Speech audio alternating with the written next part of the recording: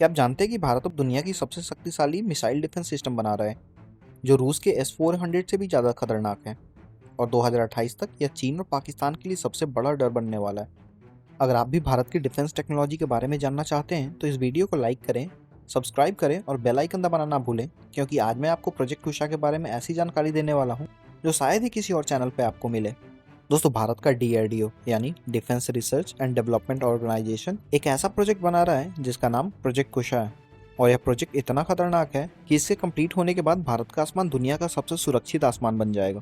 Project कुशा का मतलब है कि भारत अब किसी और देश पर मिसाइल डिफेंस के लिए डिपेंड नहीं करेगा, बल्कि अपना खुद का indigenous long range air defence system बनाएगा, जो रूस के S-400 और अमेरिका के थार्ड से बेहतर होगा। भारत का यह प्रोजेक्ट 3 डिफरेंट वेरिएंट्स में आएगा, जिसका नाम है M1, M2 और M3 interceptor missiles. M1 missile की रेंज होगी लगभग 150 किलोमीटर और इसका टेस्ट 2026 में होने वाला है। M2 मिसाइल 250 किलोमीटर तक के टारगेट को डिस्ट्रॉय कर सकती है और इसका ट्रायल 2027 में शेड्यूल्ड है। M3 मिसाइल सबसे पावरफुल होगी, जिसकी रेंज लगभग 350 से 400 किलोमीटर तक होगी और यह टेस्ट 2028 में होने वाली है। दोस्तों, यह सब मिसाइल्स इतनी एडवांस हैं कि स्टेल्थ फाइटर जेट्स, AWACS यानी एयरबोर्न अर्ली वार्निंग सिस्टम, यहाँ तक कि हाइपरसोनिक क्रूज मिसाइल को भी ट्रैक करके डिस्ट्रॉय कर सकती है। प्रोजेक्ट कुशा सिर्फ एक मिसाइल सिस्टम नहीं है दोस्तों, बल्कि यह भारत की मिशन सुदर्शन चक्र का हिस्सा है, जो भारत के चारों ओर एक प्रोटेक्टिव शील्ड बनाने के लिए डिजाइन किया गया है। दोस्तों, इस सिस्टम की सबसे बड़ी खासियत यह है कि यह 200 किलोमीटर की एल्टीट्यूड तक काम कर सकता है, जो कि रूस के S-400 से भी ज़्यादा है। भारत के पास अभी S-400 सिस्टम है, लेकिन रशिया से खरीदा गया है। और अगर कभी फ्यूचर में रशिया के साथ रिलेशन ख़राब हो जाए तो मेंटेनेंस और स्पेयर पार्ट्स की प्रॉब्लम हो सकती है। लेकिन प्रोजेक्ट कुशा पूरी तरह से इंडिजिनस है, मतलब मेड इन इंडिया है, इसलिए भारत का पूरा कंट्रोल होगा इस सिस्टम पे।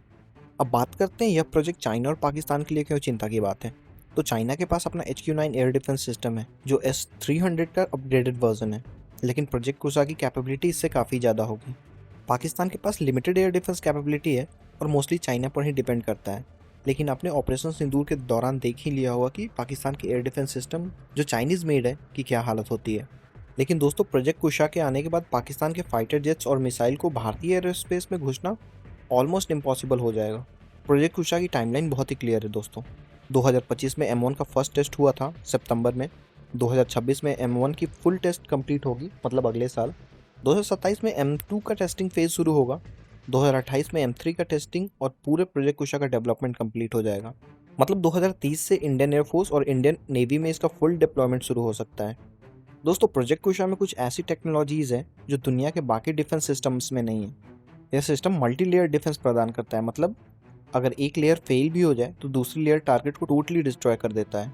इसमें एडवांस रेडार टेक्नोलॉजी है जो स्टेल्थ एयरक्राफ्ट को ईजिली डिटेक्ट कर सकती है।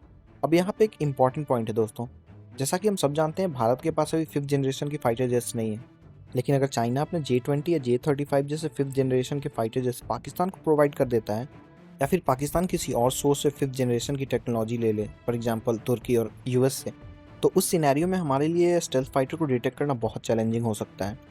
लेकिन प्रोजेक्ट कुशा की एडवांस सेंसर टेक्नोलॉजी और मल्टी स्पेक्ट्रम रेडार इस प्रॉब्लम का सॉल्यूशन है, क्योंकि यह सिस्टम विभिन्न फ्रिक्वेंसीज पर साइमल्टेनियसली काम करती है, जिससे 5th जनरेशन के फाइटर जेट्स की स्टेल्थ कोटिंग भी इनफेक्टिव हो जाती है।